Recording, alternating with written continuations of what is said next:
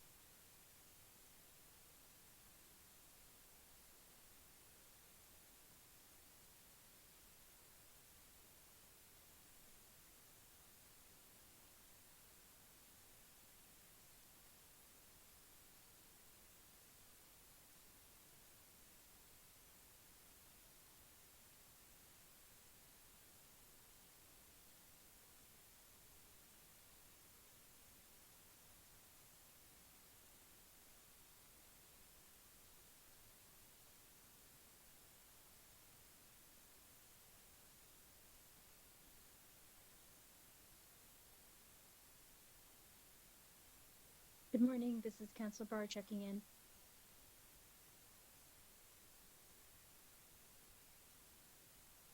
Councillor Barr, you're coming through clear. Thank you.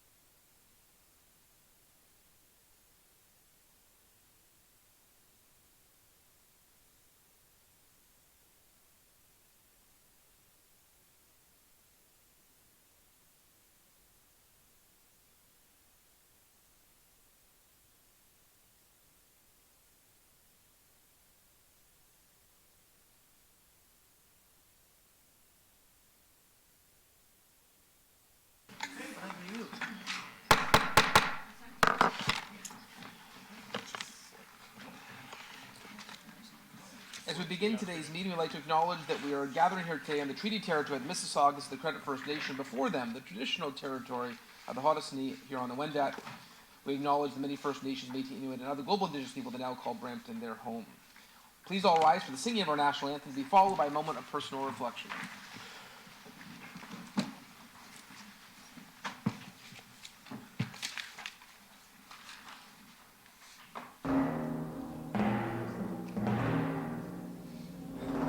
Oh, Canada, our home and native land, true patriot love in all of us command.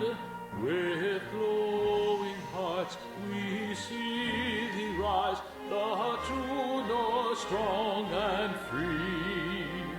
From far and wide, oh Canada, we stand on guard for thee. God keep our land glorious and free. Oh Canada, we stand on guard for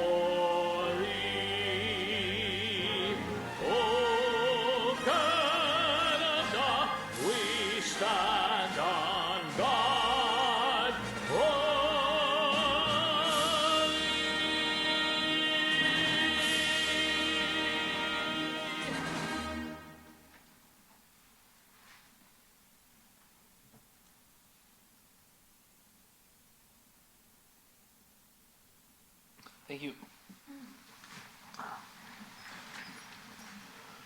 All members are present here today except for Councillor Power, who is online. Oh, sorry, here, okay. There. Welcome. Oh, but Councillor Brar. Okay, Brar. Okay, this takes us to approval of the agenda, and the clerk will go through some edits. Through Mayor Brown, a revised agenda was published on Tuesday. The following items were included. Under 6.1, B, Earth Month, C, Vietnamese Journey to Freedom Month, and D, National Tourism Week were proclamations added. 6.2, an announcement was updated, the results from Brampton's 2024 United Way campaign. 7.1, delegation from Annie Rapallo and Anthony Rapallo Lighthouse Center for Adults Living with Autism was added.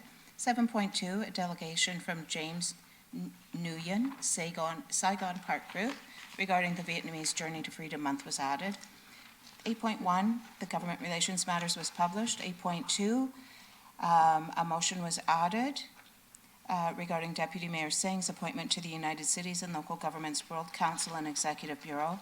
10.4.1, staff report, summary of amendments to the draft encroachment and ground cover maintenance. The report was published. 12.3, the minutes were published. 13.1, a staff report brought forward. Revised Appendix A was published. And 18.1, Bylaw 45, 2025, to repeal the grass and weed cutting bylaw and replace it with the ground cover maintenance and prohibited plants bylaw was published. And that's it for the updates. Okay, do we have any other items that members wish to raise at this point? Seeing none, I do know Commissioner Ganesh requested we amend the agenda to have the autism day. Right now it's at 7.1 in the schedule. Is there any earlier that it could go, or is that the earliest? To the clerk. Okay, so we'll bring it forward with a proclamation, knowing that you have to get to back to work. Okay. Okay, so I have a motion moved by Councillor Pelletier, seconded by Councillor Santos to approve the agenda as amended. All those in favor? Motion carries. This takes us to declarations of interest. Under the Municipal Conflict of Interest Act, do any members have a declaration of pecuniary interest under the Municipal Conflict of Interest Act for any matter to be considered on today's agenda? Seeing none, the clerk will so note. We have the following council minutes before us today. Minutes City Council regular meeting February 26, 2025. And minutes City Council special meeting February 19, 2025. Do any members have any questions or comments? I have a motion moved by Councillor Keenan and seconded by Councillor Tour to approve the minutes as published and circulated. All those in favor? Motion carries. This takes us to our consent motion. I'll read each agenda item that is subject to a consent motion, and any member may verbally identify that item to be held for debate. 8.1, Government Relations Matters. 8.2, Motion, Deputy Mayor Singh's appointment to United Cities and Local World Council Executive Bureau. 10.41, Staff Report, Summary Amendments to the Draft Encroachment Ground Cover Maintenance and Prohibited Plant Bylaws. Hold 11.1, which is the Integrity Commissioner presentation. 12.1, Minutes Committee of Council, February 19th. 12.2, Minutes Audit Committee, February 24th. 12.3, Minutes Committee of Council, March 19th. Yes, I did. 13.1, Staff Report, Statement of Remuneration Expenses. 14.1, Correspondence, LaRue's Mercader, Executive Director, Downtown Brampton Business Improvement Area. 14.2, Correspondence, City of Mississauga, Mississauga Council Resolution, March 19th, Transfer of Waste Collection. 16.1, Referred Matters List. 19.1, Closed Session Minutes. 19.2, Closed Note to File. 19.3 is held. 19.4, hold. 19.5. Hold. Okay. The clerk will summarize items to be included in the consent motion for approval. Through you, Mayor Brown, the following items will be included on the consent motion. 8.1, Government Relations Matters. 8.2, Motion for Deputy Mayor Singh's appointment to United Cities and Local Government World Council and Executive Bureau. 10.4.1, Staff Report. 12.1, Minutes Committee of Council, February 19th. 12.2, Minutes Audit Committee, February 24th. 12.3, Minutes Committee of Council, March 19th. 13.1, Staff Report, Annual Statement of Remuneration and Expenses. 14.1, Correspondence from LaRose Mercader, Executive Director of Downtown BIA. 14.2, Correspondence from the City of Mississauga. 16.1, Referred Matters List. 19.1, Closed Session Minutes. And 19.2, Closed Note to File. Okay, we have a motion moved by Councillor Power, second by Councillor Bertini to approve the consent motion. All those in favor? Motion carries. This takes us to proclamations. And the first proclamation is World Autism Day. And we're going to move up the delegation from Annie Rapello to go along with this. World Autism Day is recognized on April 2nd, 2025 in Canada. Autism Ontario is one of the largest collective voices representing the autism community, and the work they do helps all autistic individuals and families in their communities have access to meaningful support, information, and connections, not only on April 2nd, but every day throughout the year. Autism impacts more than 135,000 individuals in Ontario, representing 1 in every 50 Canadian children and youth. Autism is a diverse spectrum that varies widely among individuals. Each person's experience with autism can change over time. This evolving journey highlights the uniqueness of every autistic individual, emphasizing the need for understanding and support tailored to their specific needs. Autism Ontario is a leading source of information and referral on autism, and since 1973 has been providing support, information, and opportunities for thousands of families and individuals across the province.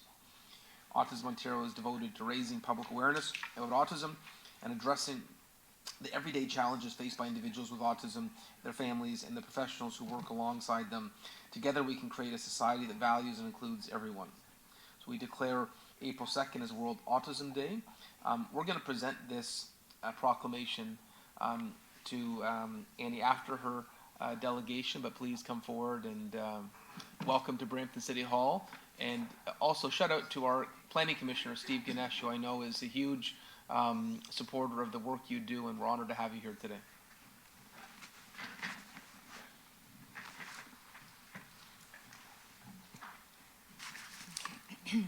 Good morning, everyone. Good morning, mayors and councillors of chamber. My name is Annie Rapallo. and with my husband, Anthony Rapallo, and our 3 children, Francesco, Julian, and Shant, have been residents of City of Brampton since 2004 when we started our family. Our journey with autism started when our son, Julian, was diagnosed with autism spectrum disorder at the age of 2. From the beginning of his life, Julian was fighting for his survival. His resilience and determination became his lifeblood when he was born with his twin brother, Shant, at 22 weeks gestational age, prematurely, at Mount Sinai Hospital. So many times during those 4 months that we stayed at Mount Sinai Hospital, Julian fought for his life. He went through many obstacles, many struggles, and so many times Mount Sinai Hospital would call us and tell us in the middle of the night, it's time to come. We don't think Julian will make it till morning. It's time to say goodbye to him. However, we strongly knew and we believed that Julian is not ready to say goodbye, and he will never give up. And he didn't. After 15 years, Julian is a 15-year-old autistic boy, very handsome, very smart, and he's nonverbal. He communicates using his iPad. He knows how to type. He knows how to write. He attends Cardinal Ambrosic Secondary Catholic School in Brampton. Julian has taught us that love needs no words. And on his everyday life, through the past 15 years, we have faced many ups and downs, many challenges to accept his autism and move on. As a family, we have decided to take Julian's autism as a positive journey. And we believe he is a miracle of God, and he's given to us to make a big difference in this world. I'm also very fortunate to have the opportunity to work with the special needs children, students. I am an employee of Dufferin Peel Catholic School Board, and I work with special needs children and families who have autistic kids on a daily basis. It is very difficult to explain on the everyday life that those families go through, from sleepless nights to picky eaters, to many challenges when it comes to attending school, to so many times of aggressiveness, and the list goes on. On your daily basis, you will not, on a regular family life, you will not face the challenges that those families face. And today, on this World Autism Day, I believe it's time to turn the spotlight on autism awareness. After all the troubles that those families go through, there's also the most difficult part, because those families are intimidated to go out in our society, to go to the public eye, because the challenges are even higher. There are so many times where others around us, they do not accept or understand, and it's just lack of knowledge to accept us in the society. And I believe in our City of Brampton, thankfully, through all the communities, there are many programs for inclusion, for accepting, for including children with autism or any sort of abilities. But I also believe that through our council, through our beautiful City of Brampton, let us be the first where there will be signs all around wherever we go. If you go anywhere in shopping malls, grocery stores, parks, any public locations, it's very rare to see children with autism. Families do not bring them out because they are intimidated by the society. I believe that one must accept change one must accept something in order to make a change. And I believe our city can make that change happen. I strongly believe that we need to challenge people with power to defend people without power. There are many proposals, there are many things that are already happening, but there's so much more that needs to be done. On this Autism Awareness Day month, the entire month of April, let there be legislation that supports individuals with autism and their families, especially adults living with autism, to give them employment opportunities, which at the moment does not exist. Organizing events that bring together individuals with autism and their families. Let's have an autism awareness walk only for Brampton. Let the mayor guide us to have an annual autism awareness walk. At this time, I would like to announce our 5th Autism Awareness Gala that is taking place exactly a month from today on April 26th in 2025. in the heart of Brampton at Queen's Manor Banquet Hall. I would like to invite all of you to join us for delicious food, great entertainment, and most importantly, to join us in raising inclusion and awareness. The mission of this fundraiser, which will take place on April 26th, is for our future project called Lighthouse. Lighthouse is a center for adults living with autism. After the age of 21, when they graduate high school, most of these adults living with autism really don't have anywhere to go. So Lighthouse will be a place dedicated to adults with autism, providing them with opportunities, resources, and support that they deserve. The Lighthouse Center will be a beacon of hope, offering guidance and community while easing the burden on families who are often left to navigate this journey all alone.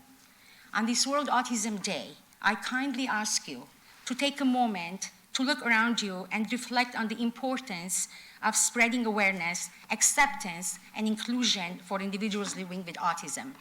Every person with autism has a unique perspective and contribution to offer, and it's our responsibility to create a world where they are understood, supported, celebrated, and loved.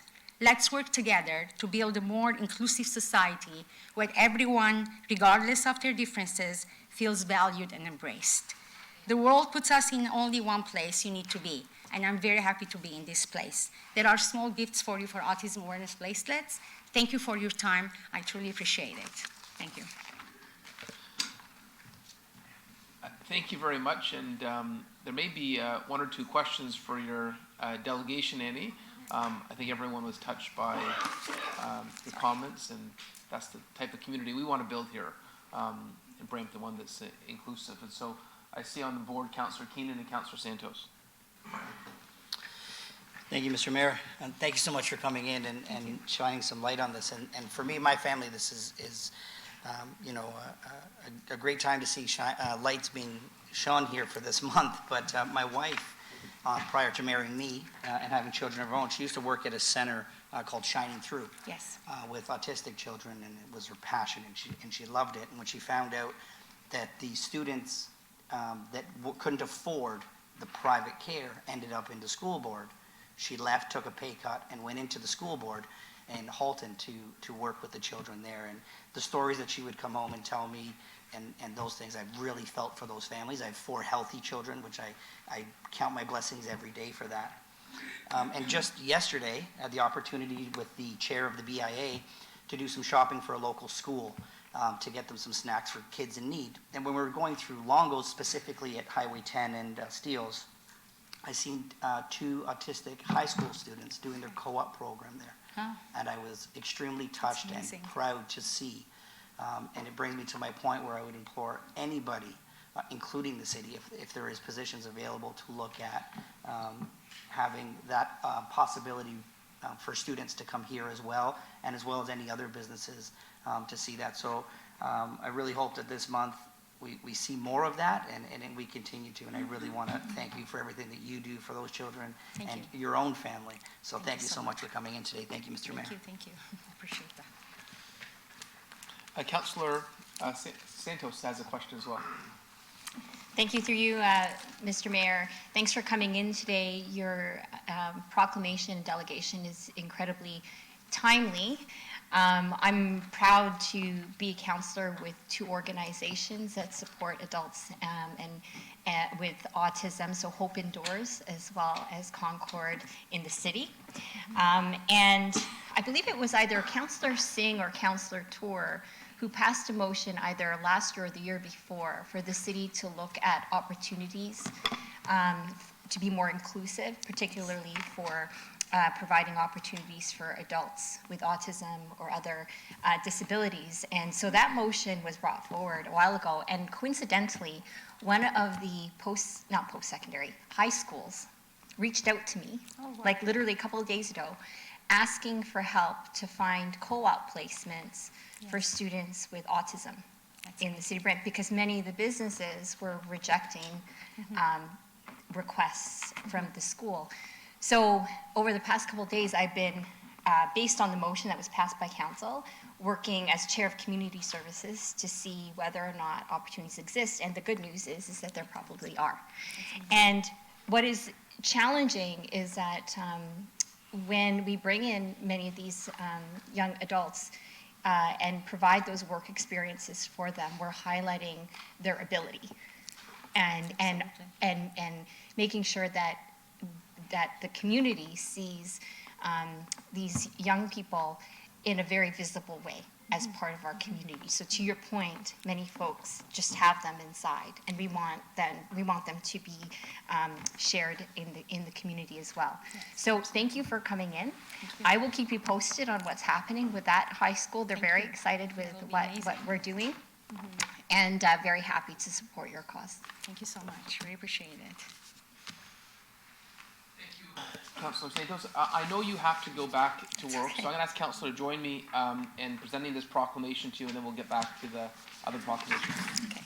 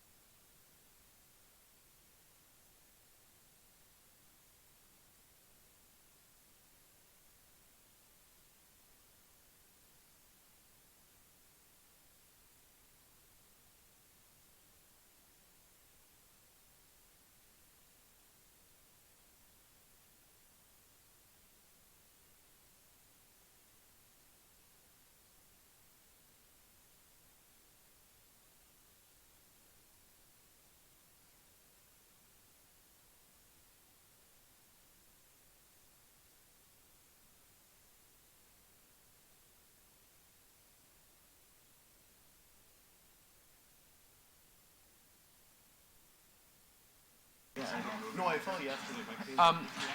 To have a motion from Councillor Paleshi, seconded by Councillor Vasante, to receive the delegation.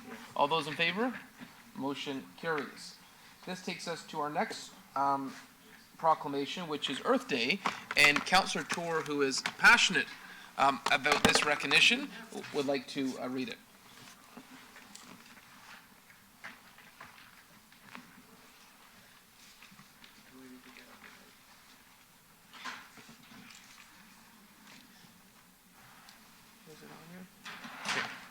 Thank you, through you, Mr. Mayor.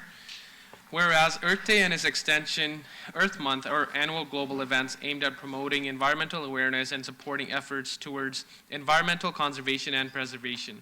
The City of Brampton is a community that strives to conserve, enhance, and balance our natural and built environments to create a healthy, resilient, and sustainable city. Earth Month serves as an opportunity to unite the community to encourage collective responsibility over the Earth's natural resources. The City of Brampton will celebrate Earth Day on Tuesday, April 22nd, 2025, and Earth Month during the entire month of April. During Earth Month, the city will host numerous environmental initiatives, including organized and self-directed park cleanups, community plantings, and the City Nature Challenge. Earth Month facilitates a space for the Brampton community to learn about various city-led and community-led sustainability programs and initiatives and ways they can get involved. Therefore, I, Mayor Patrick Brown, on behalf of Brampton City Council, do hereby proclaim April 2025 as Earth Month in the City of Brampton. Councillor Tour, I believe we have Carleen, Pam, and Carly from city staff who are here, maybe to receive the proclamation, unless you want to respond to the proclamation as well. Okay. Okay. So we'll present this to you once we do the following three proclamations. The next proclamation is Vietnamese Journey to Freedom Month. Following the fall of Saigon in April 1975, hundreds of thousands of Vietnamese refugees fled their homeland by boat, enduring perilous journeys in search of freedom, safety, and a better future. The City of Brampton recognizes the courage, resilience, and contributions of the Vietnamese boat people and their descendants by designating every April as Vietnamese Journey to Freedom Month. The heritage and freedom flag is a powerful symbol of the Vietnamese boat people's enduring hope freedom, and perseverance, and the city of Brampton proudly proclaims it as the official flag of the Vietnamese boat refugees. The Saigon Park Group is based in the region of Peel, dedicated to engage in empowering the growing Vietnamese Canadian community by fostering a positive and inclusive environment through cultural events, advocacy, and support initiatives. The raising of the Heritage and Freedom Flag during April serves as a solemn tribute to the struggles and sacrifices of Vietnamese refugees and a celebration of their resilience and contributions to Canada. And I believe we're going to have a delegation from the group. Just want to say how proud we are to have a park in their name in the city of Brampton. And for me, this proclamation every year is special, because I remember being an MP in Ottawa when my friend Senator No brought forward this act in the Canadian Senate, and became recognized in Canada. And I happened to be in the provincial legislature when we did the same thing and wore those yellow Journey to Freedom scarves for the first time, every MPP in the Parliament of Ontario.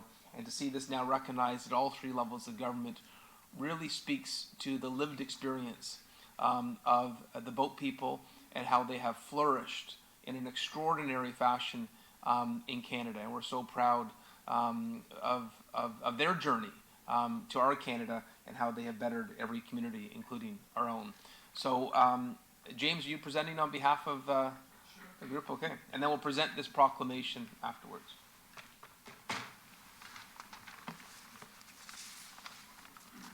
Good morning, Mayor Brown and distinguished councillors.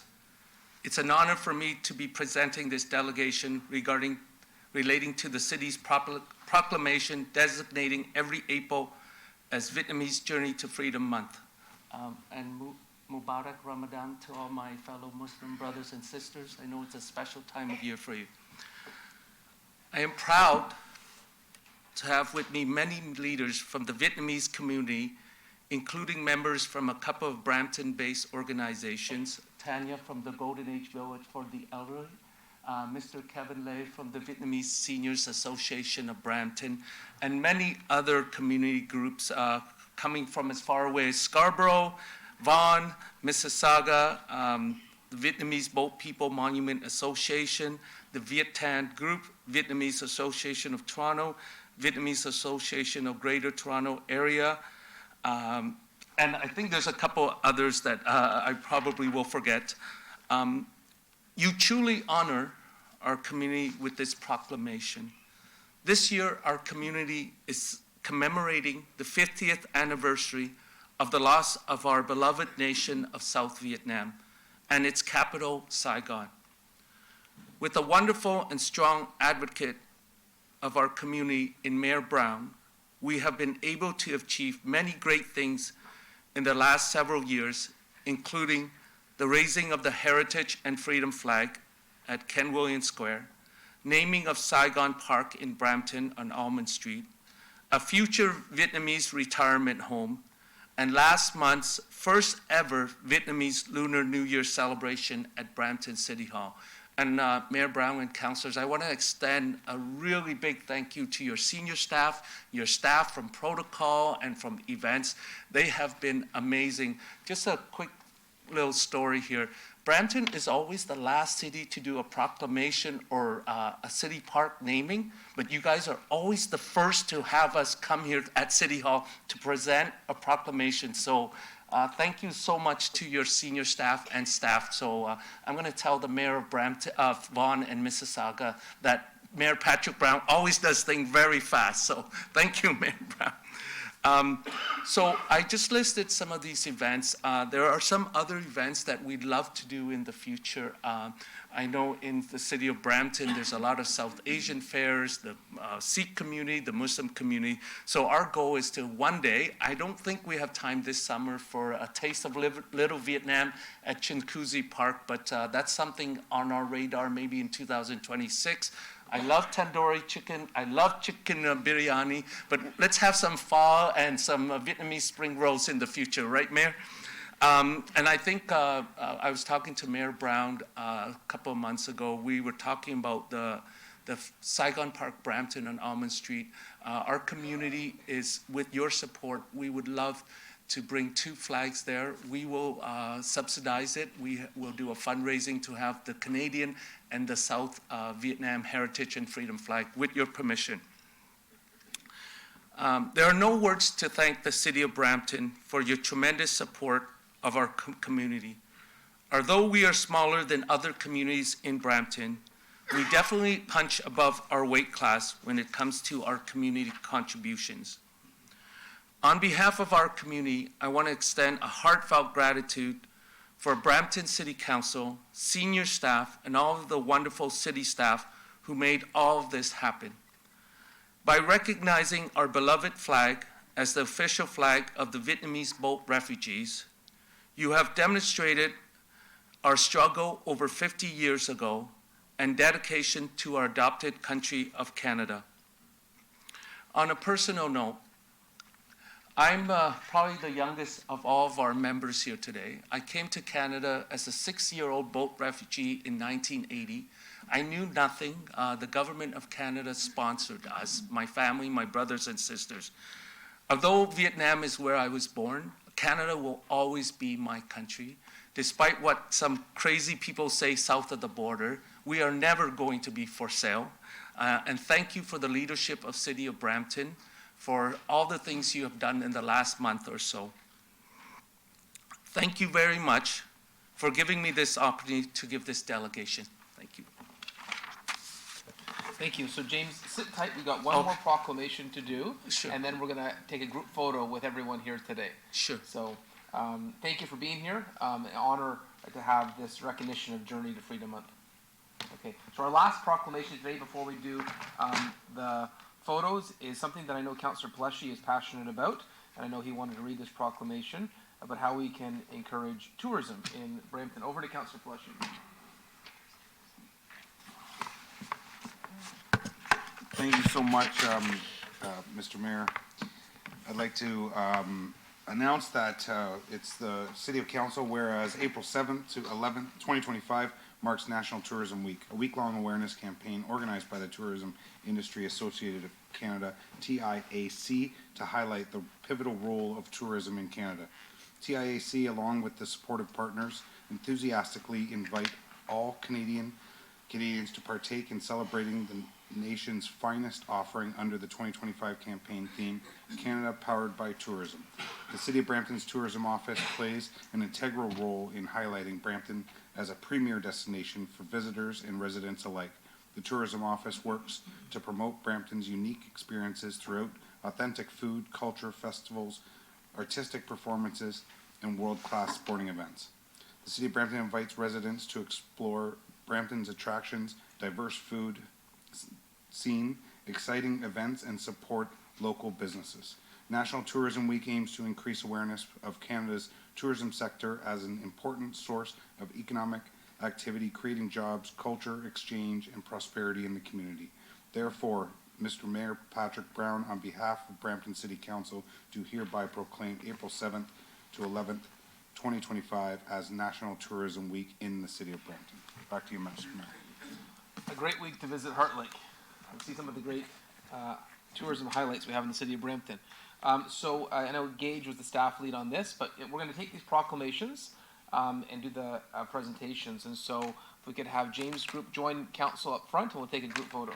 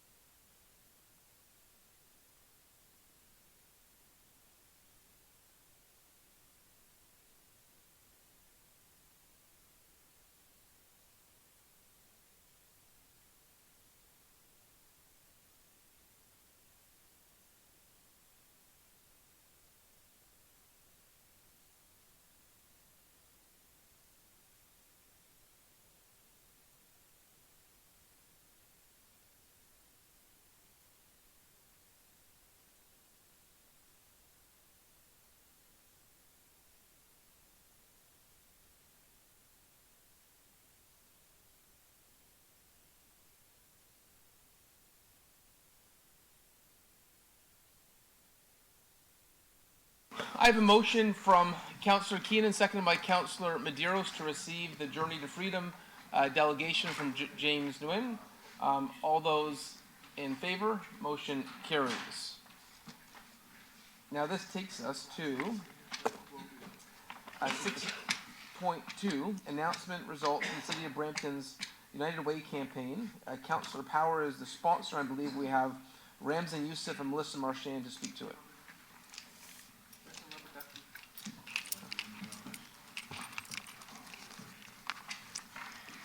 So good morning. My name is Melissa Marchand, and I'm the 2025 United Way campaign co-chair. On behalf of the 2025 United Way Committee, we want to express our utmost thanks to all the staff for their generous support of last year's 2024 United Way campaign.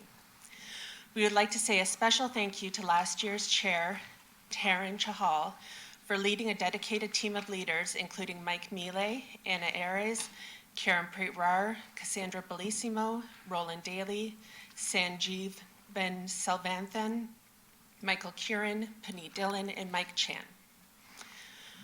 We could not have had the success that we did without the backing of CAO Marlon Caladine, council sponsor Rod Power, and CLT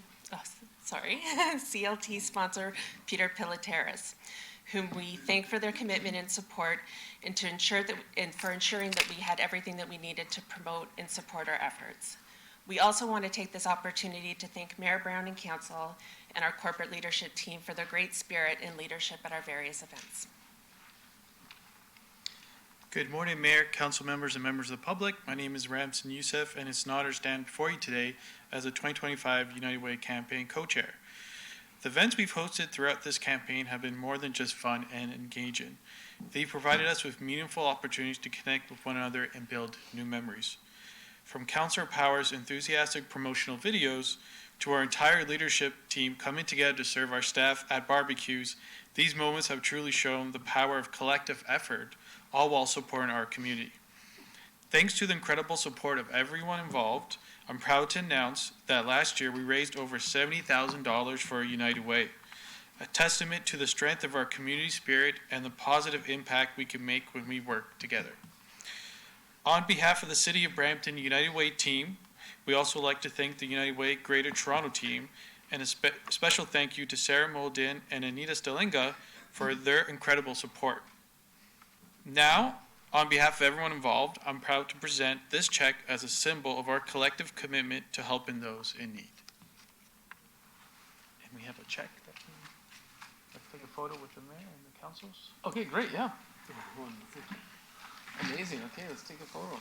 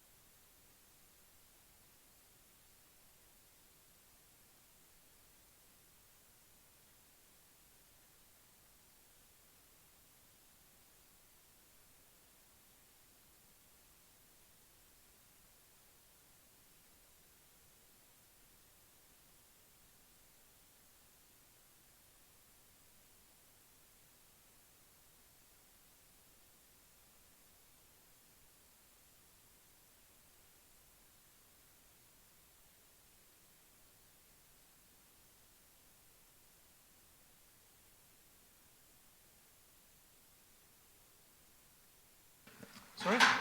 Engage council just a minute longer Yes, for please, yes. Anita to have some remarks. Yeah. Thank you. Yeah, is the microphone on? Good morning. Can you hear me? Perfect, yes. Yes, great. Thank you so much. Good morning. My name is Anita Stalinga. I'm the Vice President for Communications and Public Policy at United Way Greater Toronto. And I wanted to take this opportunity to thank the City of Brampton for their generous support of United Way. And especially wanted to thank the United Way Committee, including Taryn Chahal for the 2024 campaign chair and their leadership and support of the work that we do. I would like to thank Mayor Patrick Brown and Councillor Rob Powers for their ongoing endorsement of the United Way campaign, and welcome Melissa Marchand and Ramzan Yousef as the 2025 campaign co-chairs for our campaign this year. And of course, thanks to the entire leadership team and all the staff at the City of Brampton for the wonderful work that you do and for the continued partnership with United Way. Brampton is a vibrant place where people choose to live, work, and play. However, poverty is higher now than before the pandemic. Child poverty is at just over 20%, higher than before the pandemic in the City of Brampton. And we know that this means that families have to make very, very difficult choices between a roof over their head, food on the table, and clothing for their kids. And as such, in response, in 2023 and 24, United Way invested just about $10 million here in Peel. And that investment supported 70 agencies within our network, right here, operating on the front lines, delivering more than 100 programs that over 147,000 residents accessed last year. It also enabled deep neighborhood community development work, as well as research, advocacy, and partnerships to move the needle on our most challenging issues and ensure a more inclusive region. Because too many are struggling to make ends meet. Soaring food costs, rising rents, and unaffordability are putting people in difficult situations. We know what solutions work, and together we need to scale up our efforts and do what it takes to tackle local poverty and ensure that everyone across our region has access to the things that they need to thrive: food, housing, good jobs, mental health supports, and that they are included and that they belong. We are working hard to provide funding to agencies that is long-term, 3-year and 5-year funding. We have a very unique funding model. We're one of the most unique funders in that we understand that agencies have to plan and they need the sustainability of the funding to deliver those important programs and services. We're also protecting community spaces to ensure that services and supports can continue to be there to meet rising demand. This included funding Metamorphosis, a network of over 100 local community organizations advocating for a fair share of funding for Peel Region. We're looking at building more community hubs in Peel so that we have wraparound supports that include integrated services for employment supports, food security, child and youth development programs, community spaces, supports for people with disabilities, healthcare, and mental health supports for those who need it. We know that this work isn't easy, but we believe in the power of community, and together we will work to ensure that the challenges of today don't define our future. I would like to thank you for your steady partnership and your commitment towards this mission. We're truly grateful for all that you do. Thank you, Anita. Thank you. Thank you so much. Looking forward to another successful campaign. Thank you. Thank you so much. Okay, our next item is the BVD Brampton Half Marathon, which will be taking place on May 25th. The council sponsor for this is Deputy Mayor Harkirat Singh, and I believe we have representatives Paul Baines or Sandeep Sangha, who will speak about inspirational steps. And it was a great event last year, and looking forward to an equally great event this year. Thank you very much.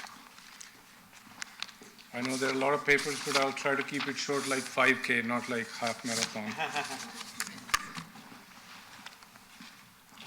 Need glasses. Age is kicking in, I guess. Ladies and gentlemen, Mayor Brown, members of the council, and the city staff, good morning. And thank you for giving us an opportunity to highlight an event that embodies the spirit of community, charity, and healthy living. On behalf of Inspirational Steps, I am honored to stand before you to share an exciting and gratitude for the forthcoming BVD Group Brampton Half Marathon, scheduled to happen on May 25th at Chinguacousy Park. Many great cities, Toronto, Ottawa, Mississauga, they all have hosted marathon for years, bringing community pride, healthier and active population, boosting local businesses, and bringing tourism. As Mr. Palashi mentioned, that this is one of the things you can add to your list. Now Brampton has the chance to continue with what we started 2 years ago and the chance to build its own tradition. This marathon is not merely a race, it's a celebration of resilience, compassion, and the collective effort to make a positive impact in the community. It brings together individuals from all walks of life, united by the common goal to promote health and wellness while supporting those in need. I want to extend our deepest appreciation to Mayor Brown, the Council, and the City of Brampton for their unwavering support and assistance in organizing this event. We are also immensely grateful to the Peel Regional Police for their dedication to ensuring the security and smooth operation of the marathon.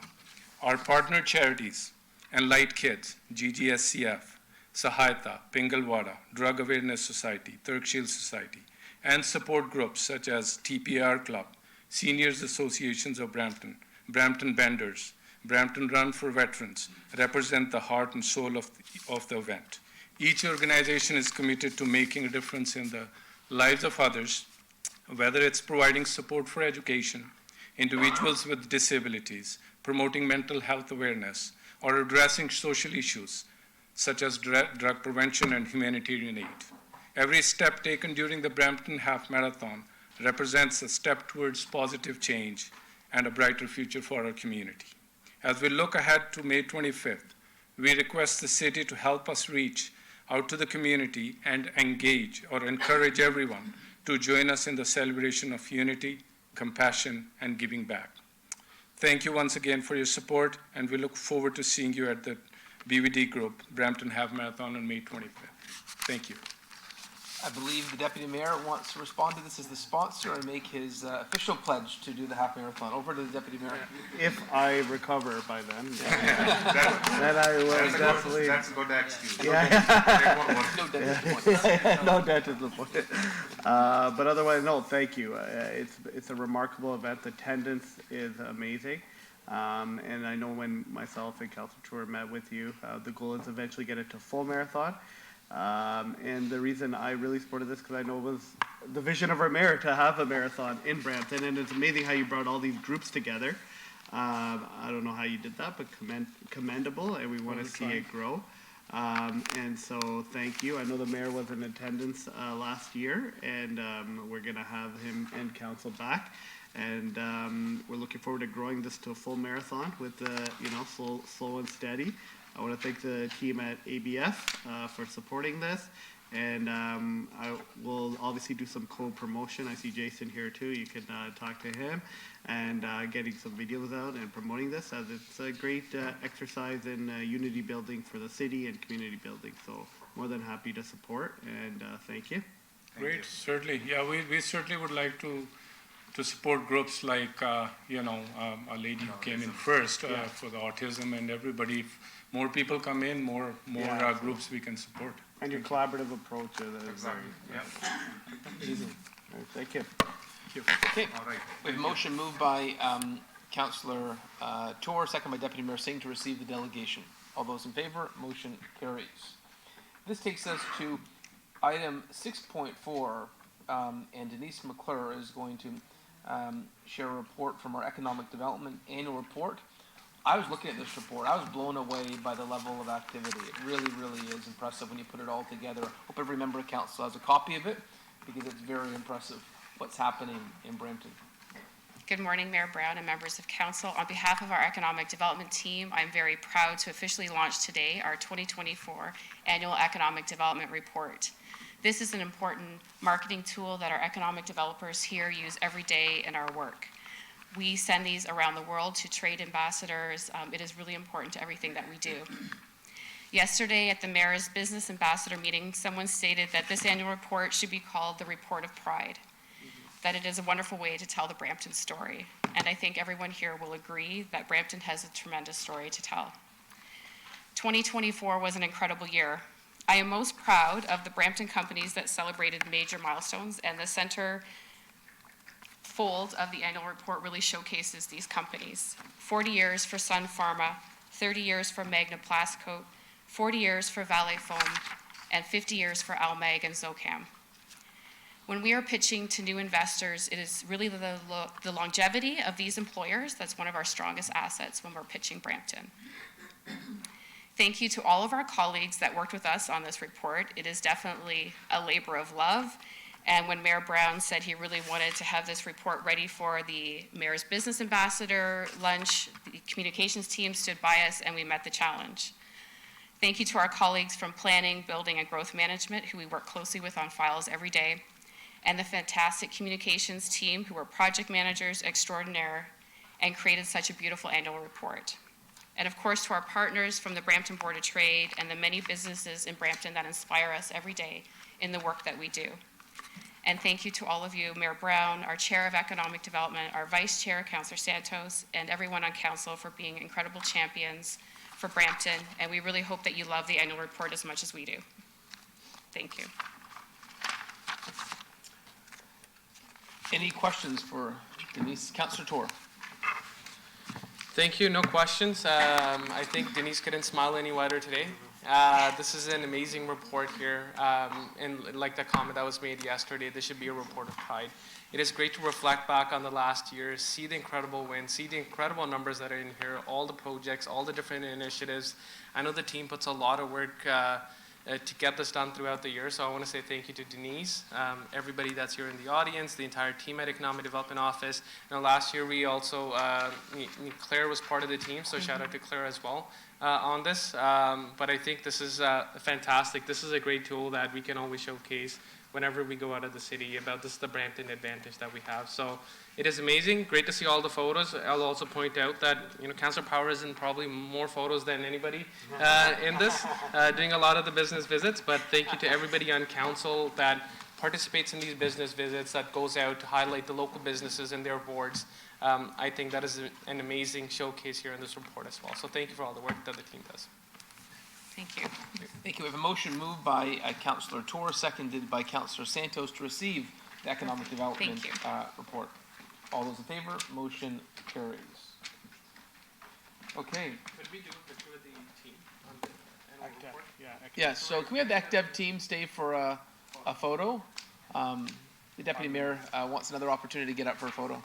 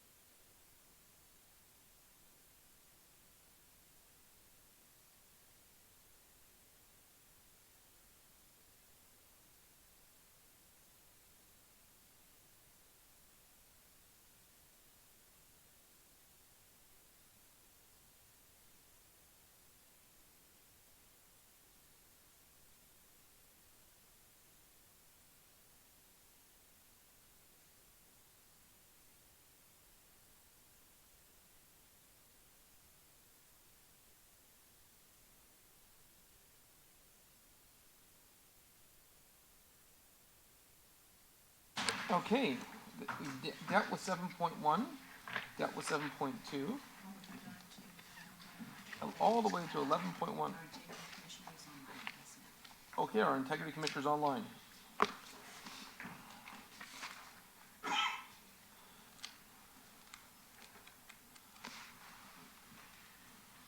Maniza, can you hear us? Indeed, I can. Good morning, Mayor Brown. I just wanted to ensure that everybody can hear me and see me. We can. Okay, wonderful, thank you. And I do have Ms. Abawaji with me here as well. And from my office, she's an associate from my office.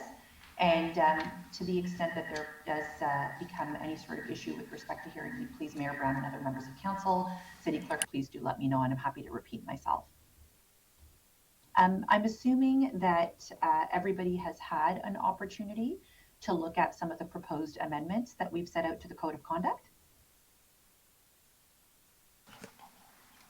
Yeah, everyone's nodding.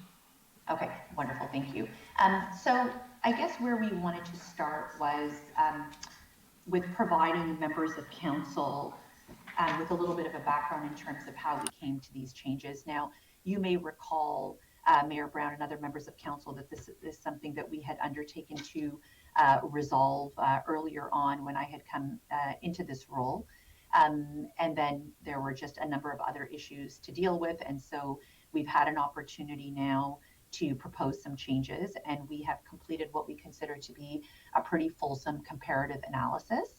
And before we get any further, I'd like to walk everyone through what that might be.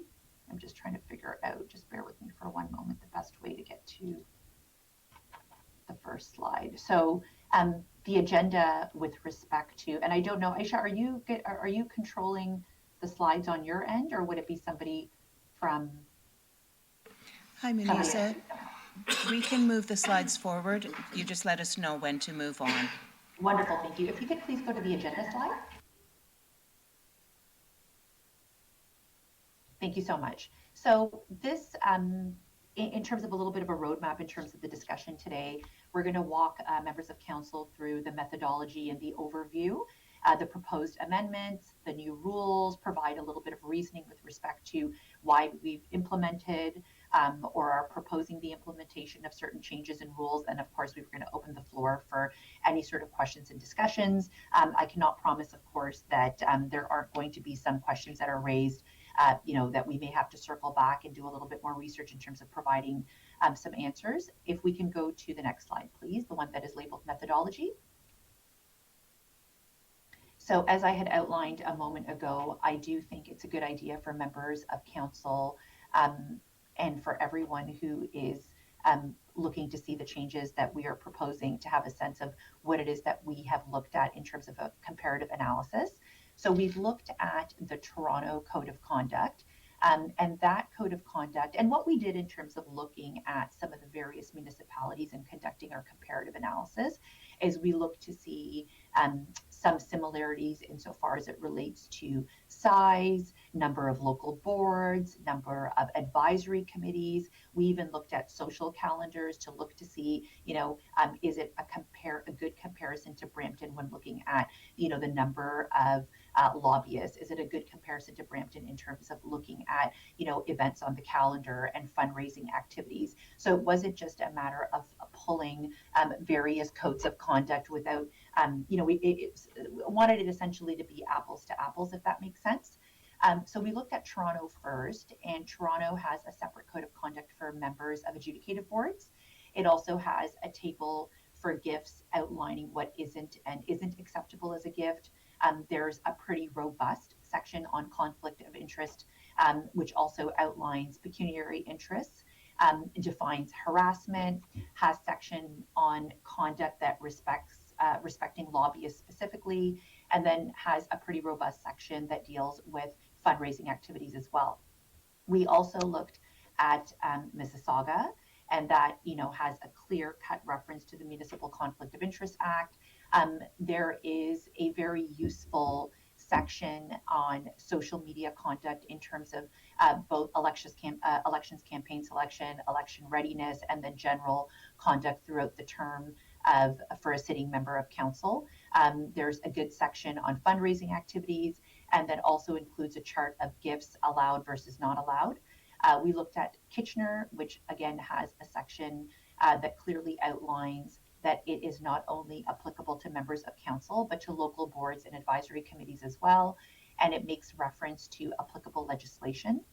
We looked at London, and London references a complaint process directly in the Code of Conduct and in a separate section, which we thought would be incredibly useful. Now, I should also mention, for the reference of members of council, that in terms of some of the changes that we're proposing to have implemented, they are also reflective of the types of complaints that come down the pipeline insofar as it relates to my office. We have prepared an annual report for 2024 that remains with the city clerk at this time, and we're just working out some changes, and I suspect we should be able to present the 2024 annual report before members of council shortly. But I raised that because Some of the proposed changes are in line with a review of the type of complaints that we've seen a ramp up on. Now, of course, the annual report would not identify any of the members of council. And of course, the annual report makes references to complaints where I took no steps at all and dealt with the matter by way of a closing letter, in which case members of council wouldn't be aware either. But I wanted members of council to be aware of the fact that the comparative analysis looked at a few different things. It looked at the legislation, it looked at other codes of conduct, it looked at the nature of the type of complaints that I've received, and I looked at the last 24-month period, so 2024 and 2023, and tried to streamline the nature of the complaints. We also looked at some information that was published by the Ontario Ombudsman Department, and in 2023, that department published its own code of conduct, complaint injury protocol, and sort of a directive with respect to appointing integrity commissioners, titled "A Guide for Municipalities with Suggestions, Recommendations, and Guidelines for what should be incorporated in a code of conduct." And so what we did is we also looked at some of those recommendations and best practices. I should also mention to members of council that there was Bill 241, and this was housed by the Minister of Municipal Affairs on December 12, 2024, under the Municipal Accountability Act at the Legislative Assembly of Ontario. Now, Bill 241, as I understand it, has passed the first reading and has now been ordered for a second reading and referred to the Standing Committee on Heritage, Infrastructure, and Cultural Policy. This bill, if it does pass, and this would have been expected to come into effect in 2026 for new term of councils. The 43rd parliamentary session ended with the last provincial election, as we know, but it does remain to be seen if this bill will be resurrected in the new session. I do think it's important for members of council to be aware that if this bill did resurrect and find itself being implemented, then it would render all current codes of conduct of no force and effect. However, the bill as it stands right now does not contemplate exactly what the standardized municipal code of conduct may look like, and what an integrity commissioner framework would look like, nor does it necessarily delineate the process municipalities would have to undergo to have their code of conduct compliant with the bill, or if there would be a standard code of conduct that would be drafted, which all municipalities would have to comply with. So I only raise that now because it may very well be that the changes that we're proposing are all rendered moot in less than 2 years. So it is helpful for members of council to be aware of that. If we can kindly go to the next slide, please. And so what we have done here is we have expanded the code of conduct to apply to conduct of local boards and committees of council. I should mention that there was the option to create, and some of the other municipalities have done this, there was an option to create something that has been characterized as a code of conduct light, that could be expanded or would be specifically for local boards and committees of council. I might be the only lawyer who ever said this, but I do like less paper, and I like the idea of having one code of conduct that applies to everyone, while understanding, of course, that the jurisdiction remains with me to make a determination as to whether or not there would be some section of the code of conduct which would be specifically curated towards members of council and not towards local boards or committee heads. And I do believe that as integrity commissioner, I do have the discretion to be able to make that determination.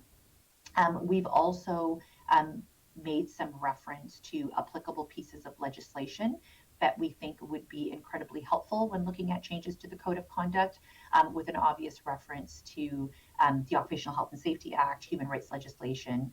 And we've implemented and are proposing some new rules to deal with social media conduct, conduct representing lobbyists, specifically, and then fundraising activities, with the understanding, of course, that the discretion always remains with me as the Integrity Commissioner as to whether or not any of these rules would be triggered. But again, when looking at the nature of the complaints and the comparative analysis done by way of looking at the Ombudsman recommendations and other codes of conduct, I did view this to be a deficiency of sorts in our current code of conduct.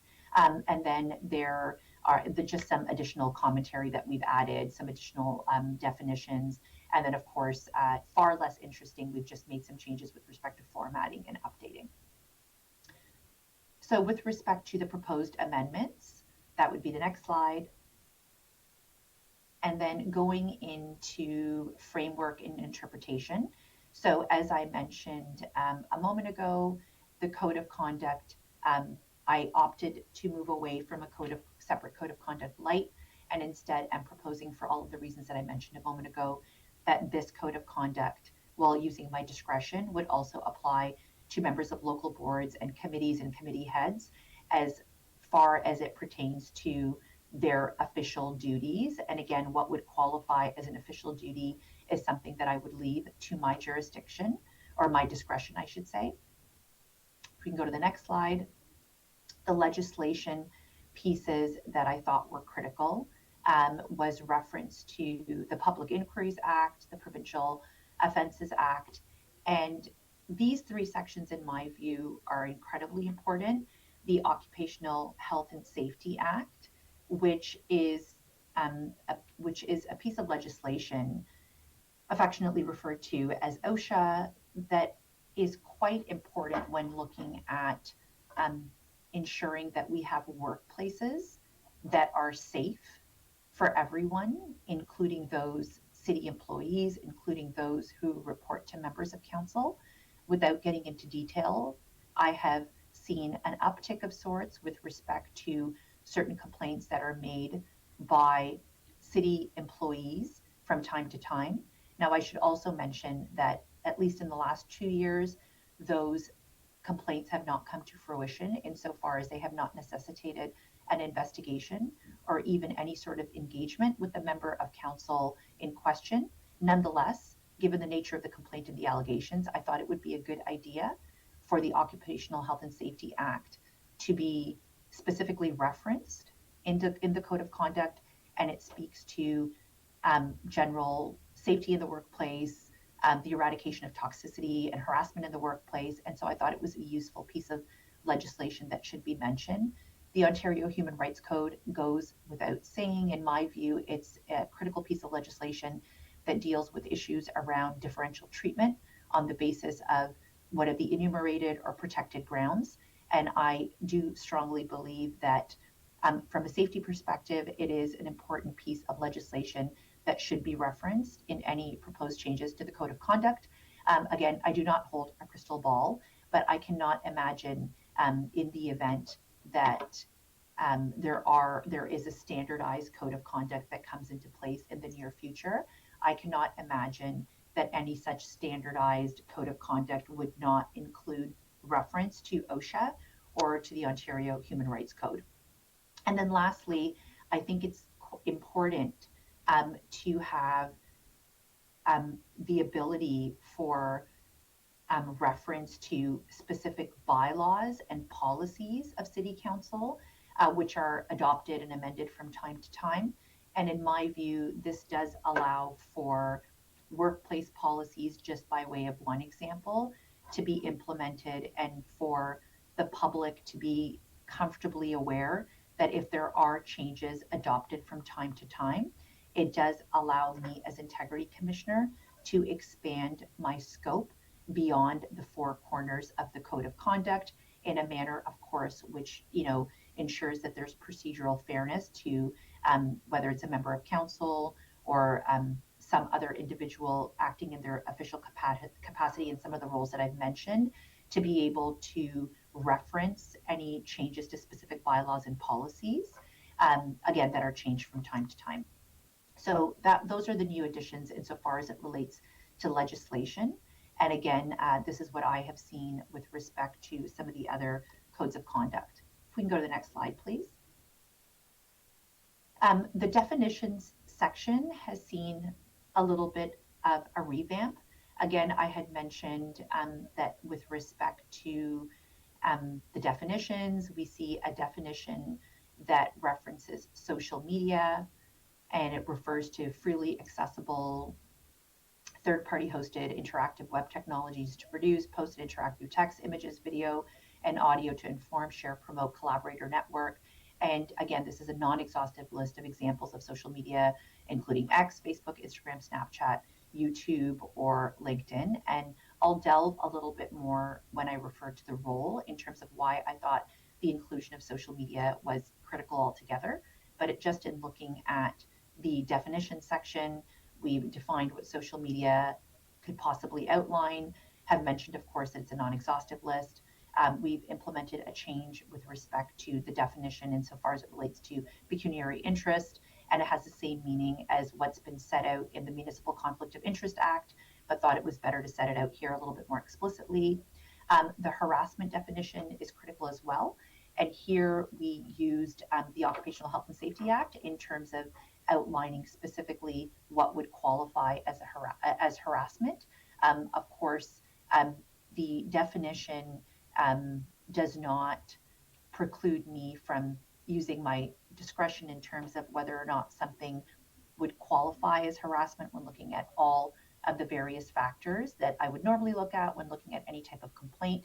But I do believe that pulling the harassment definition from the Occupational Health and Safety Act is one that provides the most clarity, and it's one that's most referenced when looking at administrative tribunal decisions in reference to the harassment issue. I've also looked at also included the definition of lobbyist, and this is a definition, of course, that our members of council should probably be quite familiar with, and so here we've just delineated it in clear writing. And then a definition of the local board, just for clarity purposes, specifically when looking at the implementation of this code of conduct, looks at any board, commission, body, or local authority established or exercising any power under any act with respect to the affairs insofar as it relates to the city of Brampton. And then committees of council references a body of all members of council except the mayor that discusses municipal matters with less formal rules than council meetings. So a meeting that is different from the meeting that we're dealing with today, of course. If we can go to Rule 1, please. So here I thought it best, and this is not a significant change, but thought it best to remove Rule 1 as general and outline it specifically as conflict of interest.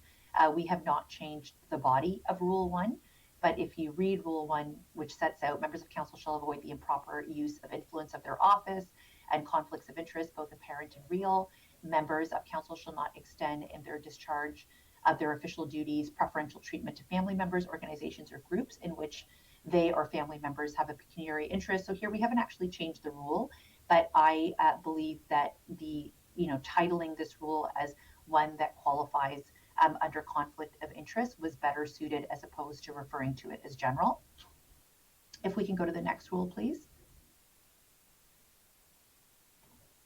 And this is rule number 5. Members of council can give me a moment while I continue to scroll.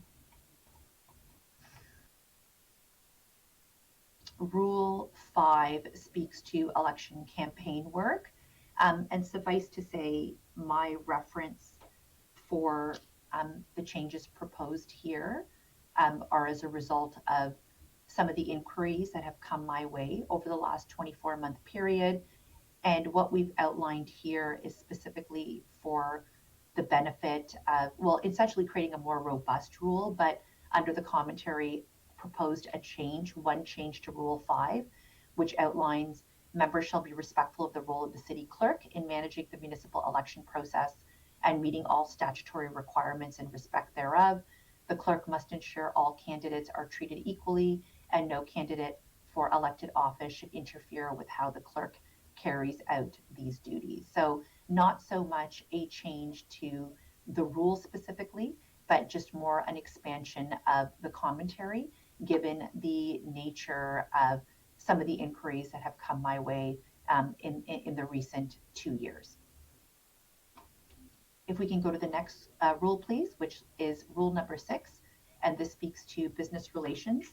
Here again, I am not proposing any substantive changes to the rule itself and have only expanded some of the language under the commentary. So currently the rule reads, or the commentary reads, members of council are mindful to avoid any activity that may give rise to consideration of personal gain as a result of holding public office. This rule does not prohibit activities in which a member would normally engage on behalf of constituents in accordance with the duties of their office. So I thought this was an important expansion. It relates specifically to Rule 1, which has now, I'm proposing, be renamed from general to conflict of interest. But I thought, in my view, the commentary on Rule 6 in business relations, I did find it to be a little bit restrictive of members of council. And so, of course, what I don't want to do is I do not want to prohibit members of council to normally engage and continue to do the work that they would do without necessarily worrying that it is immediately considered to be prohibitive simply because it may give rise to some appearance of a conflict of interest. And I think, a very good example, and it's not just because I'm a marathon runner myself, a very good example would be just, some of the verbiage we were listening to with respect to one member of council and their spearheading and involvement in the May Brampton Marathon that's going to be taking place. You as a member from, Brampton resident may look at an activity like that and assume that there could possibly be some violation of the business relation rule. And I don't want members of council to be prohibited from freely, acting and being involved in activities which they would normally be involved in without being concerned that because it may give rise to some sort of conflict of interest, it's something that they have to pull back from. So I thought that was an important expansion. If we can go to rule number 14, please.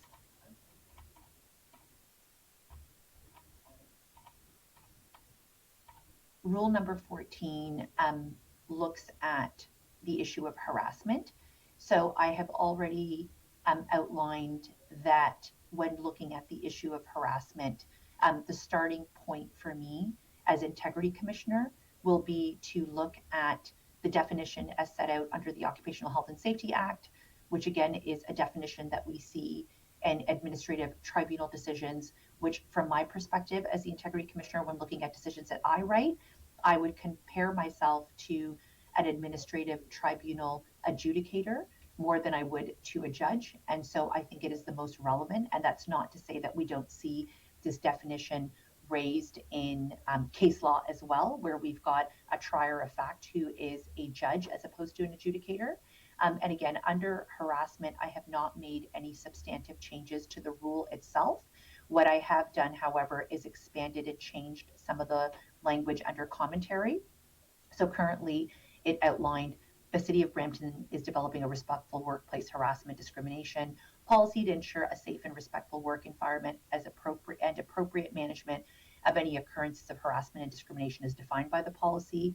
And I thought it best to, first of all, give members of council and Brampton residents comfort as to what I'm using as the baseline with respect to any harassment complaints, which is the Occupational Health and Safety Act, and then also changing the narrative a little bit on our commentary. So it would now read, the City of Brampton's workplace violence prevention policy and respectful workplace policy, which is developed, is going to ensure that there's a respectful workplace environment and that harassment and discrimination is going to be managed insofar as using both the implemented respect in the workplace policy and the occupational health and safety legislation. So this is more of like just an update in terms of anybody who's filing a complaint to fully understand what the Integrity Commissioner is going to be looking at insofar as it relates to the scope of the complaint. In terms of implementing actual, like not necessarily just looking at changes, but implementing new rules in the code of conduct. And I suspect that this may require some discussion. So I will try to provide as much information here as I possibly can. Given some of the nature of the complaints that have come down the pipeline, and again, the comparative analysis that we had completed, which I spoke to earlier, I do believe that our current code of conduct, the Brampton Code of Conduct, was deficient insofar as its lack of reference to social media conduct. So I am proposing rule number 18, which speaks specifically to social media conduct and the provisions of this. So it sets out essentially the provisions of this code of conduct, and all council policies govern the use of social media by members. Posts or communications made by a member on any social media platform shall be regarded as public statements. Members shall not obscure, conceal, or misrepresent their identity or the role as elected representatives. I do think it is important for me to also outline before I go into the commentary that, given my professional background as an employment lawyer and a human rights lawyer, I often say to employers that if what you do in public flies in the face of the core values of the organization that you represent, or forgive me, if what you do in private flies in the face of the core values of the organization that you represent, then that could trigger consequences with respect to potential violation of a policy. In this case, it's the code of conduct. It is my view that the social media platforms qualify as a workplace when looking at members of council.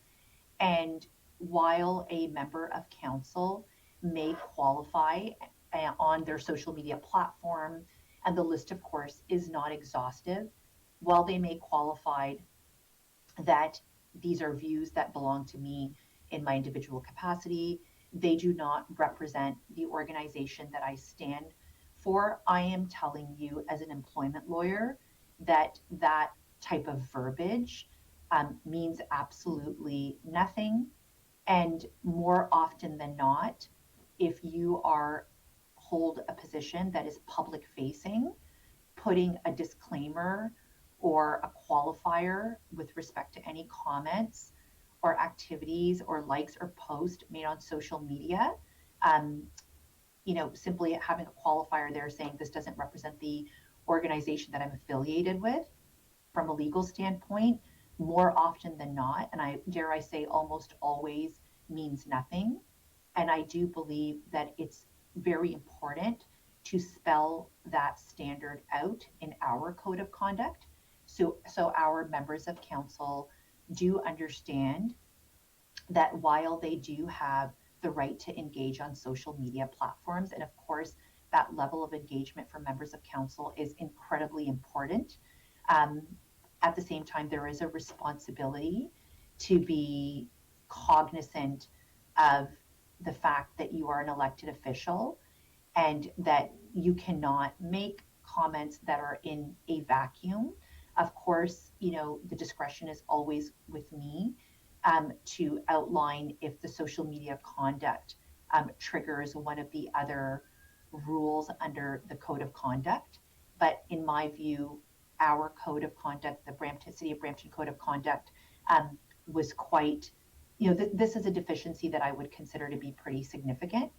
And so what I've done is I've outlined in the commentary that members must ensure their social media activity reflects the key principles underlying the rules of the code of conduct, and members of council should avoid posting or sharing content that is discriminatory, defamatory, or undermines public trust. They must engage with the public on social media respectfully and constructively, even when responding to criticism or differing opinions, which of course members of council of the City of Brampton are at the receiving end of this, not because it's the City of Brampton, but because you're elected officials. And oftentimes, of course, you will spearhead or endorse or support initiatives which may elicit, responses that are all, or opinions all across the spectrum. And then, of course, harassment, personal attacks, and inflammatory language are strictly prohibited. Now, I want to be clear about something here. Notwithstanding what members of council might view to be strong language under the commentary, I am not suggesting for even a moment that this has been an issue where I've received complaints taking the position that members of council have behaved this way. However, I do think it is incredibly important to err on the side of caution when looking at social media activity of members of council, largely because there is so much engagement that takes place on social media platforms. And then continuing under commentary, members must ensure that all social media communications are accurate, truthful, of course, to the extent that they can. I mean, I think we are all have been victims of fake news, and from time to time, of course, we are all guilty of posting or liking or retweeting or commentating on something that later it is determined was not entirely accurate. So of course, there is always an obligation on my end to be objective, to be reasonable, and to be contemplative of any explanation that's provided to me by members of council. And also consistent with official municipal messaging. So errors should be promptly corrected in a transparent manner to maintain credibility. So of course, as members of council, I mean, of course, there are going to be instances where amongst council there is a difference of opinion on an issue. That does not mean, however, that we as members of council, you do not prescribe to the overarching principles of what Brampton as a city prescribes to. And I think that piece is important when looking at social media. Members must clearly distinguish their personal opinions from official municipal positions. But to be clear, even that distinction, that qualifier, does not mean that as a public-facing member of council, you are not in a workplace.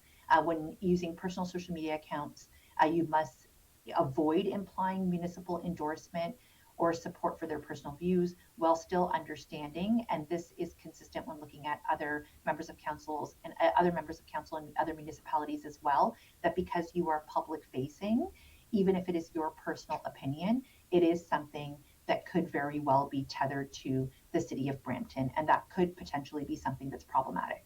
Social media conduct during a municipal election must comply with the use of corporate resources policy as well.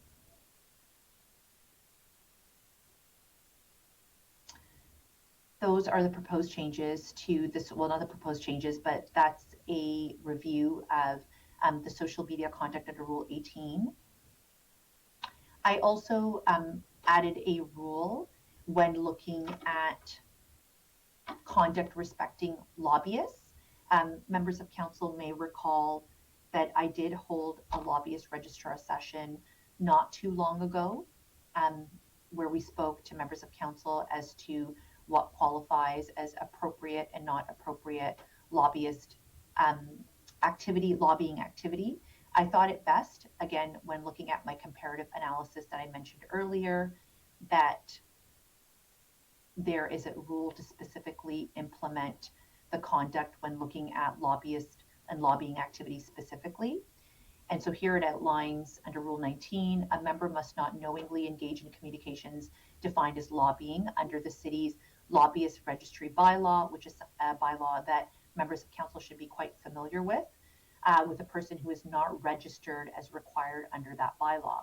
A member must not knowingly communicate with a registered lobbyist who is acting in violation of the city's lobbyist registry bylaw. Now, I should mention that when looking at the body of these members of council that I'm dealing with the city of Brampton, I have had a number of you reach out to me to seek clarification on some of these issues. I do find that these members of council for City of Brampton have been quite active in that regard and want to preempt even the appearance of any sort of improper activity insofar as it relates to conduct relating to lobbying activities.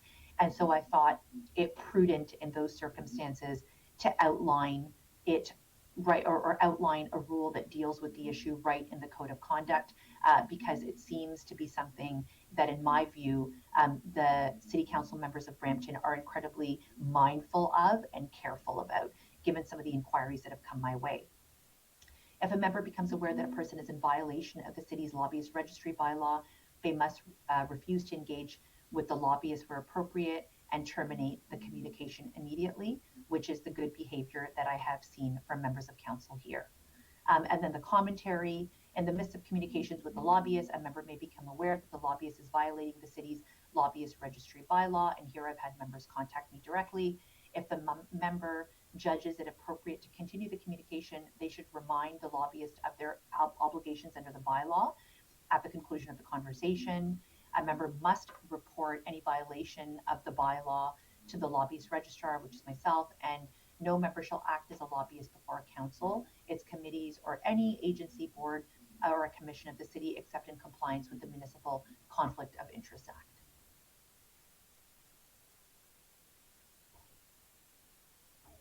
If we can move to rule number 20, please. This is an inclusion that deals specifically with fundraising activities. And in this regard, it again is in line with the comparative analysis that we did. And it is quite obvious, but I thought it was helpful to set out that members must act with utmost transparency when looking at all fundraising initiatives and efforts, whether it's for their own initiatives, external organization, or of course, constituent initiatives.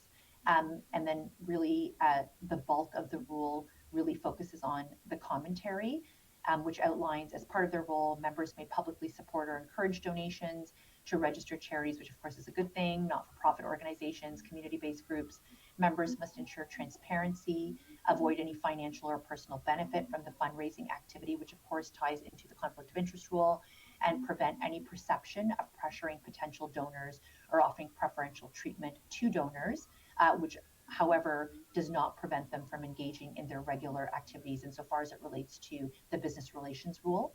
Members must not directly or indirectly manage, control, or handle funds flowing to or from external organizations for transparency purposes, and donation checks must not be made payable to a member or the city.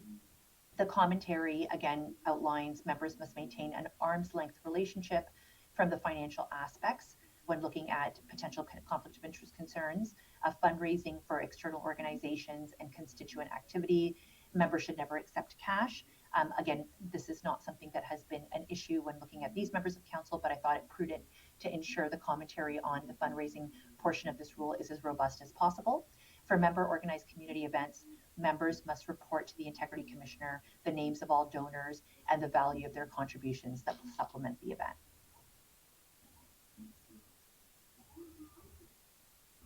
That is an outline of the changes that I'm proposing.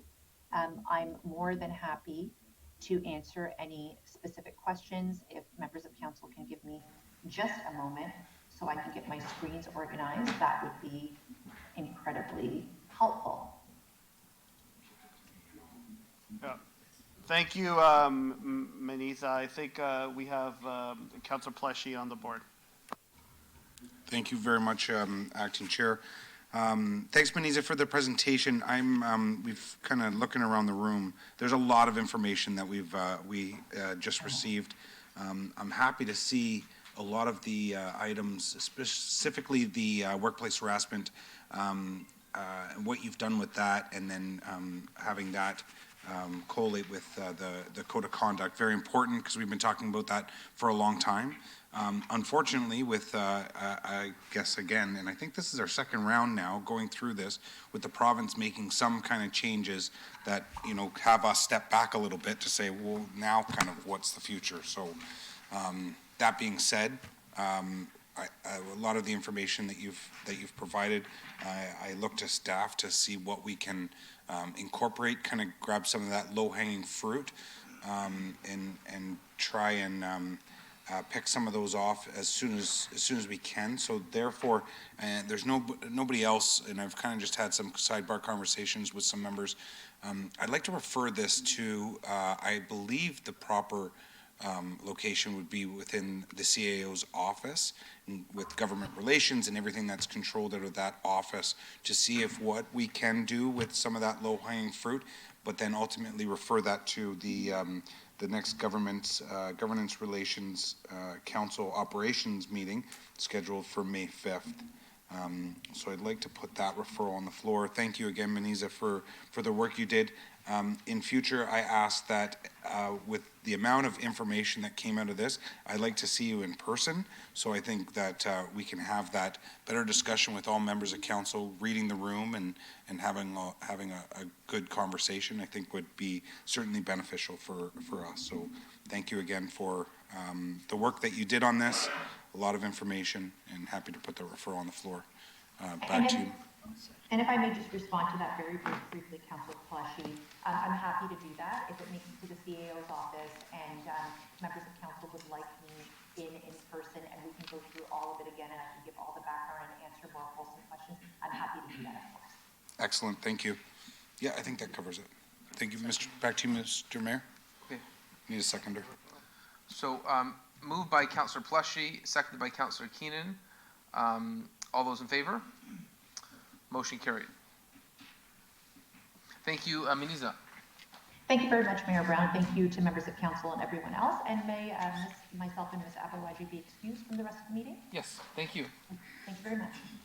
This takes us to our next item, which would be committee reports. Or have we adopted those on consent? Okay.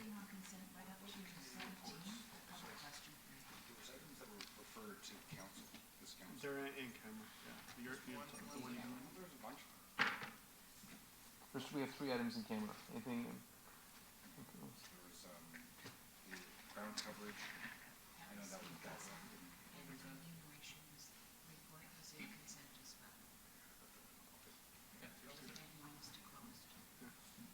Okay, so this takes us to unfinished business. No, that's consent, so all the way to referred matters? Yeah, the consent too. Public question period. Okay, public question. No public questions. That takes us to bylaws. We have a motion to deal with adoption of bylaws for bylaws 452025 to 57205, moved by Councillor Santos, seconded by Councillor Tor. All those in favor? Motion carries. This takes us to our closed session business. We have a motion moved by Councillor Keenan, seconded by Deputy Mayor Singh to go into closed session to deal with the following items. And I believe those are items 19.3, 4, and 5. Should we do 20 minutes so we can eat lunch? 11:45. 11:45. You don't want lunch? Because you're gonna end up eating and then like bring it to. Okay. Or do you want to go right away? No? 10-minute break in one camera? And no one wants to. You know what? The request is for and maybe if staff needs to do 11:45. Yeah, we'll let them eat too. Yeah. Food is out. 11:45. Everyone's gonna eat.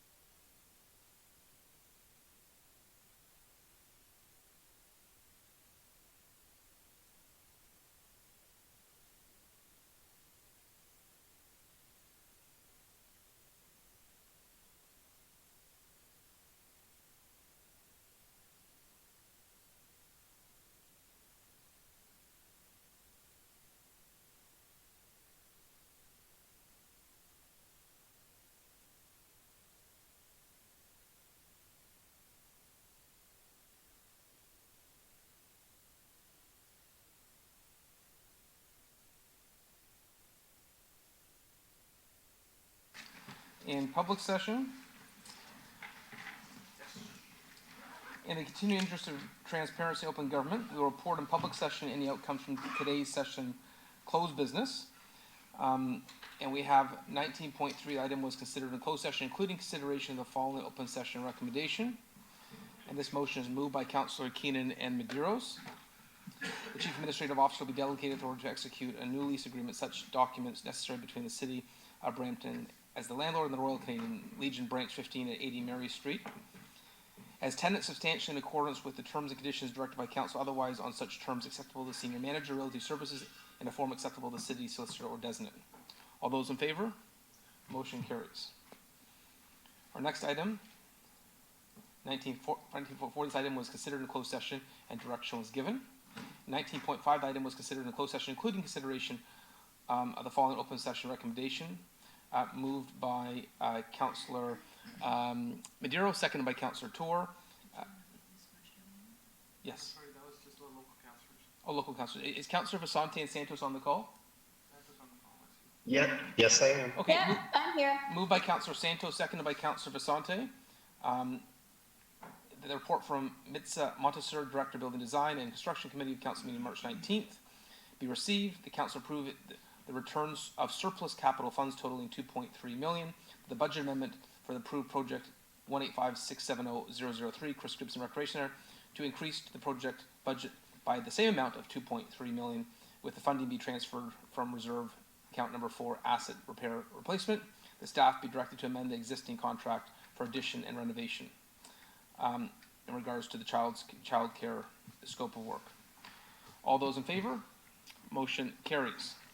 This takes us to our confirming bylaw. We have a motion moved by Councillor Keenan, seconded by Councillor Power, to approve the confirming bylaw to confirm the proceedings and decisions from this meeting. All those in favor?